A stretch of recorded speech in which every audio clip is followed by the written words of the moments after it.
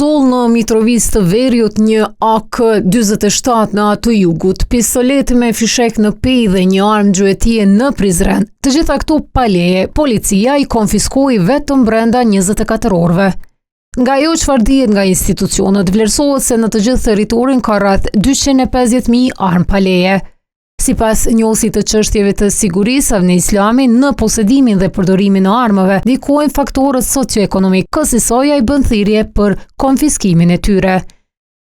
Konfiskimin e armë pa leje, por edhe armët të cilat janë të destinuar të mbahen në shtëpi e personi në mënyrë të paautorizuar e bart armën t'i konfiskuar dhe t'i shpëtohet mos e dënimit. Duke u nisur nga rastet tragjike të ditëve të fundit, thotë se nevojitet strategji institucionale për parandalimin e kësaj dukurie.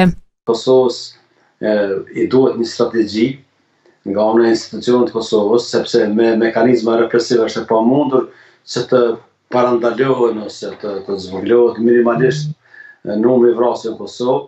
Nga e diela deri të martën, 4 persona vdeqën si pasojë e plagëve nga arma e zjarrit, ndërkaq të mërkurën vdeq edhe i dyshuari që ishte plagosur gjatë një grabitjeje në Vetërnik të Prishtinës javën që shkoi.